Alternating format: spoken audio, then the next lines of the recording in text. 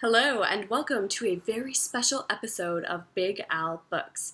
I recently turned 25 years old, and I thought it would be fun to look back on my life of reading and come up with a list of 25 of my favorite books at age 25.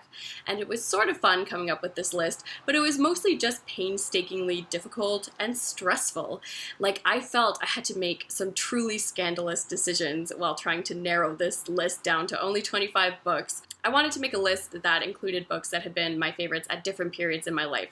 So they're not just 25 of my favorite books from today, but there are going to be books on this list that I loved as a kid, or as a teenager in high school, or in college, and beyond. So I am going to try to keep this as brief as possible, or we are going to be here all day, but I hope you enjoy getting to know me better as a reader. Here we go with 25 of my favorite books at 25. I'm going to start off this list with two series that I loved as a younger reader. The first one is a series of unfortunate events by Lemony Snicket. When I was a kid growing up, everyone around me was obsessed with reading Harry Potter, and I was just straight up not interested in the Harry Potter books, which was a very alienating decision for someone growing up in the generation that I did. But really, I was just a weird kid, and I liked doing my own thing, and these books just appealed to me a lot more. I am someone who is a lot more interested with the dismal and dark side of life, and I feel like these books did a good job of exploring that. I have since read them again in my 20s, and they really do hold up well. I mean, it's a good story, there's mysteries and conspiracies, but Lemony Snicket is also so good at writing for children and explaining words and concepts in a fun way. He's hilarious, he writes some great villains, and the series is amazing.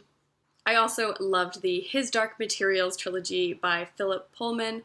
As a younger reader, I was primarily drawn to fantasy, which is strange because it's not a genre that I go for that much anymore, but when I was younger, I just loved books that would take me to another world and allow me to use my imagination and go on adventures, and this series did a great job of doing that. I mean, not only is there this awesome storyline going on, but the ideas in this book are so deep. I mean, this is a book that draws on Paradise Lost. There's so many ideas in this book about religion and like metaphysics, just the idea of there being these different alternate worlds right beside each other in different dimensions was so mind-bending to me as a young reader and like changed how I thought about space and time. I also had such a strong emotional connection to these characters. I remember crying at the end of the third book, which was a pretty big deal for me because I was a pretty tough 12-year-old. So I did love just getting lost in this story, and I'm very interested to see what Philip Pullman will do when he returns to this universe with the Book of Dust. Now we're moving on to my teenage years and some of my favorite books that I read while I was in high school, so let's get this one out of the way. It's The Bell Jar by Sylvia Plath. And if you want to know about what kind of teenager I was, I picked out this book because I wanted something to read while my family went on vacation to the beach in Florida. That's right, I somehow thought that this depressing novel about a suicidal woman would make for a good beach read. And it did. I love when poets write books, and Sylvia Plath had so many gorgeous poetic images in this book, and just that image of the bell jar hanging over your head, ready to descend at any moment, has haunted me ever since I've read this novel. Our Band Could Be Your Life by Michael Azzerad. As a teenager, indie rock music was everything, and I was super into alternative rock from the 90s, but this book is more about bands from the 80s, and I just learned so much while reading this book, but also had so much fun reading it. Each chapter gives you a look at a different band, so you get to explore Black Flag, Sonic Youth, Husker Du, The Replacements, so many pivotal indie rock bands, and it's just a lot of fun. Like, you learn about their music, but you also get to hear those crazy stories about life on the road. There is a chapter in here on Dinosaur Jr. that explores the dysfunction and tension within that band, and it's just a masterpiece. So this book is such a great time, and it is music nonfiction at its finest. Slaughterhouse-Five by Kurt Vonnegut. At the time, in high school, I would have probably said that Cat's Cradle was my favorite Vonnegut, but I appreciate this one more and more the older that I get. I think it's just so brilliant how Vonnegut was able to channel his experiences as a soldier in World War II into such a weird and wonderful novel. I mean, it's brilliant to use time travel as a way to represent post-traumatic stress disorder. And on top of all of that, deep stuff stuff. This novel is just hilarious. There are aliens, there's time travel, there's Kilgore trout. So for a Vonnegut fan, this book has everything that you need. Trainspotting by Irvine, Welsh. Don't ask me why, but as a teenager, I loved reading about heroin addicts, and this book was by far the best of those drug-related books. And not only do you get to explore in gritty detail this sordid lifestyle, but it's also just entertaining as hell. I mean, this book is seriously funny. I just love the characters, even though they are such terrible people, and the Scottish dialect is just priceless. So this is such a great book, such a great movie, and it always makes me feel better when I return to it. A Clockwork Orange by Anthony Burgess. Apparently I had a thing for books written in strange and disorienting dialects because I loved this book the first time that I read it. And then I watched the movie and I was very traumatized. I found it so difficult to watch the ultraviolence that happens in the story happening on screen. It was so much harder than to just read about it. And coming away from the book, I had almost grown fond of Alex, the narrator. I thought we had some stuff in common, you know, we were just teenagers named Alex that were super into Beethoven. But then I watched the film and I reread the book, and it becomes very apparent that Alex is not a likable guy despite how charming he can be in his narration. He does some pretty terrible things, but he does go through quite a fascinating experience. And while I enjoy the style that this book is written in, and I like trying to decipher the nadsat, really what I enjoy most about this book are the philosophical ideas and the themes that it explores, like crime and punishment, or violence and sex in society, or what it's like to be a teenager, and what it's like to be part of a group of friends. And I had read all the major dystopian novels as a teenager. I did 1984, A Brave New World, but I really found that A Clockwork Orange had the most chilling vision of the future, and in particular, the Ludovico technique really freaked me out.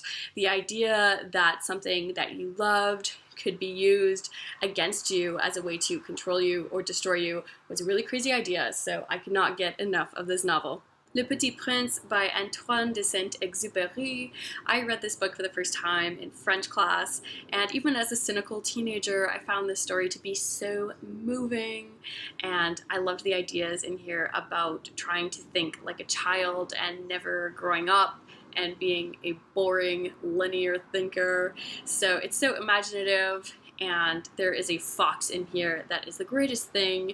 He just keeps dropping all these amazing life lessons about forming bonds with people and what makes the person that you love special and how that can change your viewpoint of the world. So this is a slim book that I will just keep returning to through the rest of my life when I need a reality check. Another Bullshit Night in Suck City by Nick Flynn. This book could make the list based on the title alone. I mean, does it get better than that? But it's also a great memoir. It's about a time in Nick Flynn's life when he was working at a homeless shelter in Boston, and then his own father showed up as one of the people who was living in this homeless shelter. And they had had a difficult relationship. Nick Flynn's father was an alcoholic, he wasn't around for most of his childhood, and he also has this vision of himself as an artistic genius, and it's all about the difficulties of them trying to reconnect and rebuild this relationship.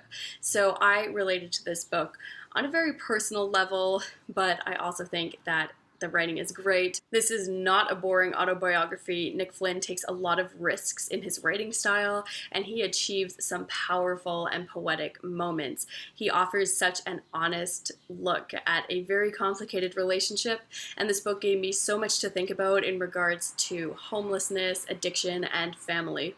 Infinite Jest by David Foster Wallace. Definitely the most ambitious thing that I read in high school, but I was too young and fearless to really be intimidated by this book. I just went into it expecting it to be fun, and it was, even though it was a lot of work to get through. But still, I have read this book now 2.5 times, and it just keeps getting better and better each time that I return to this world.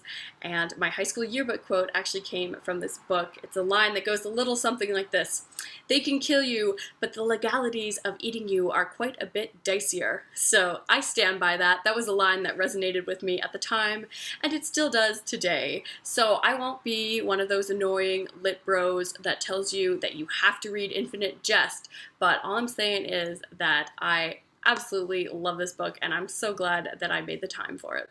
Just Kids by Patti Smith. For the record, I think Patti Smith is the coolest lady in the world, so I love that she is publishing these beautiful memoirs so that I get to live vicariously through her life experiences.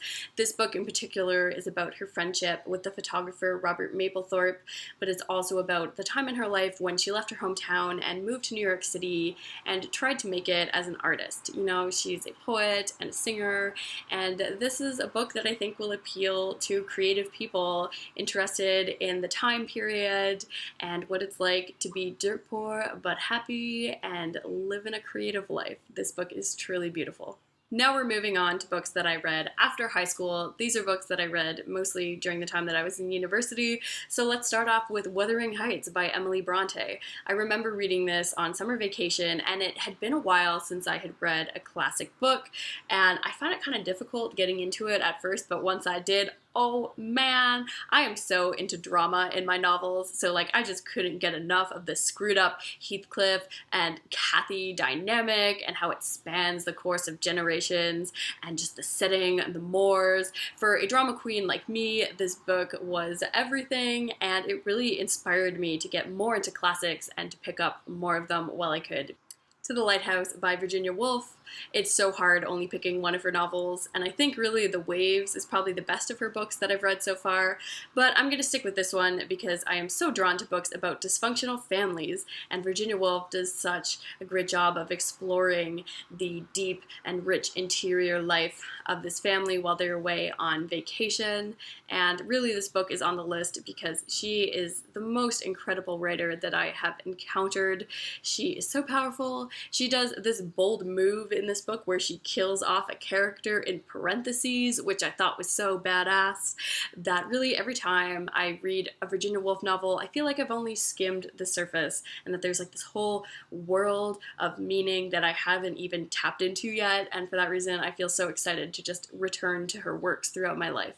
100 Years of Solitude by Gabriel Garcia Marquez. This book completely swept me away while reading it. It's kind of the gold standard of magical realism novels, and I have never read a better magical realism novel. I mean, this really remains to be the best for me, and you get to go through generations upon generations of this family's story, but at the same time, you're also going through the history of the development of Colombia. So I really loved how mythical, biblical, and historical this novel is. This was the first novel that I had read by a South American author, and I'm gradually realizing over time that so many of my favorite authors are coming from South America and Latin America, so this book was really the beginning of that discovery for me. The Complete Stories by Flannery O'Connor. This is the only collection of short stories to make this list, but I think that Flannery O'Connor really mastered the genre. Like, it does not get better than Flannery O'Connor at her best. Stories like A Good Man is Hard to Find or Good Country People, they are so disturbing and amazing, and I'm so into Southern Gothic literature, so I'm just really drawn into her stories, and she's just so dark and twisted, and she explores the idea of grace, but in her stories, grace is always so violent and always so shocking, and her characters can be so ignorant, but when these crazy things happen to them, it's really just quite the experience. So these stories are truly essential. The Brothers Karamazov by Fyodor Dostoevsky. This was like the first real Russian classic that just blew me away. It totally got me hooked on Russian writers, especially Dostoevsky, and this book is just incredible. And first of all, it was really fun to read. There is a murder and a really messed up family at the heart of this book, so like it is fun and it will keep you turning the pages, but also there's just so much about life in this book. Like, this is some kind of manual. Like, in here are the secrets for how to live a good life if you can just kind of figure it out and get to that place. So I just absolutely love this book, and I cannot wait to revisit it again and again throughout my life. The Master and Margarita by Mikhail Bulgakov, another Russian novel that is just amazing. And I think for this book, the reason I love it so much, it was as if Bulgakov had like came up and talked to me and was like, yo, what do you want to have happen in this book? Because I'll do it exactly how you like it.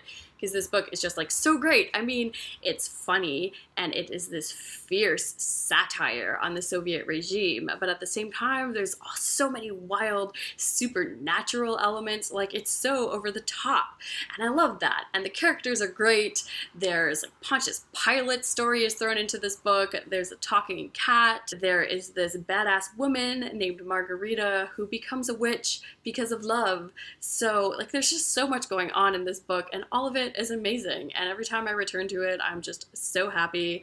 I really don't think that novels get better than this one. Sometimes a Great Notion by Ken Kesey. I also loved his book One Flew Over the Cuckoo's Nest, but I feel like a lot of people have heard of that one, whereas you don't really hear that many people talking about his second novel, which is a shame because I think it is so moving and such a beautiful book. It's set in this small town in Oregon where the loggers have gone on strike, and there's this one family, the Stampers, who decide not to join the loggers on their strike, and they continue to go on working anyway. So like, a logging conflict doesn't sound like a super interesting plot, but I was so surprised how I got so sucked into this world. I loved reading about the clash between this family and the community. As well, like any book that I'm drawn to, there is, of course, a very dysfunctional family at the heart of this book. The head of the family is this fiery old man whose motto is never give a inch. And then there's also these two brothers that are like epic rivals. They're very opposite types, and they've got this battle going on between them. So yeah, totally incredible book. And if you enjoyed Cuckoo's Nest and haven't read anything else by Kesey, please consider checking this one out as well. If on a Winter's Night a Traveler by Italo Calvino. So I read this book at a time when I was sick. I was dizzy, like I couldn't stand up without falling over. And it was also the summer, and I was living in a place without air conditioning, so I was like dizzy and sweltering, and I was in this really weird frame of mind to be reading this book, but it completely mesmerized me. So it's kind of the story of this reader, and it's this man who keeps picking up these books, and he starts them, and he gets so interested in the stories, and just as they're picking up to reach some climax, they're just cut off at these abrupt, awful moments, and then he can't find the rest of the book, and it just keeps happening to him. So it's him trying to like solve the mystery of what's going on. But of course, this is happening to you as the reader as well, because you're reading the same story that he's reading. And Calvino is such a good writer that he keeps sucking you into these stories, even though you know that you shouldn't get invested because he's just gonna stop, but it keeps happening. So this is just a book that's about the love of reading, and as a reader, you know, how can you not enjoy that? It's about storytelling and the joy that we find in books. And this is just a great book. I would love to reread it again when I'm in not such a weird headspace, but I did really enjoy this one. Absalom, Absalom by William Faulkner. I really wanted to also have The Sound and the Fury on this list, but I think at the end of the day, this is the best of his novels, and this is one about a man named Thomas Sutpen who comes from nothing and wants to create this southern dynasty. And everything, of course, goes wrong for him. I mean, this is Faulkner's South, and it is so bloody and violent and evil. So this novel really deals with a lot of different things, blood quantum and racism especially. And it's also written in such a dense stream of consciousness style. It's kind of like through the stories that different people tell about the past. And of course, people are wrong, people's memories are not correct, so you get different information through different characters at different points in the story. So that's why a second read is kind of essential to piece together the story of what is actually going on in this book. But what I love about this one is that it came out in the same year as Gone with the Wind, which is kind of a nostalgic look back on the South, but this is like the complete opposite. This is just showing the brutality at the heart of like the dream of the South. The Mayor of Casterbridge by Thomas Hardy. He's another one of my favorite writers, and I think that this is his best novel. I mean, you just can't beat it. This book starts off with an opening scene about a man who gets drunk at a fair and sells his wife and child. So I don't think I've ever read a better opening chapter than that, and the story just gets better from there.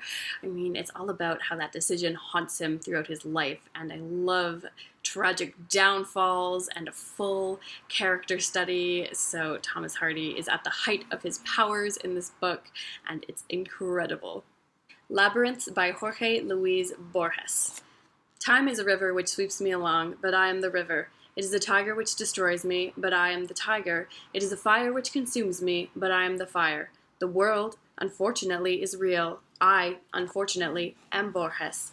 If you can't tell from that passage, this man is a genius, and it's so apparent every story that you read. He has just got this encyclopedic mind, and he just writes about the limits of reality. He writes about labyrinths, he writes about dreams. His work is so mind-bending and trippy that you will never be the same after reading him. I know I certainly wasn't.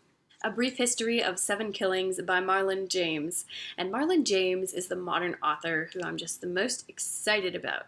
I love what he's done, and I can't wait to see what he's going to do in the future, and he just really impressed me with this book. It is just massive, and it's set in Jamaica in the 70s at first, and it surrounds the assassination attempt on Bob Marley's life, and kind of gets into a conspiracy why maybe certain people wanted him dead for political reasons. So it's a fascinating look at Jamaican history, especially if you're a Bob Marley fan. But then it continues on to when these Jamaican gangsters leave the island, moving to Miami and New York, getting involved in the drug trade. It's just a massive, sweeping novel.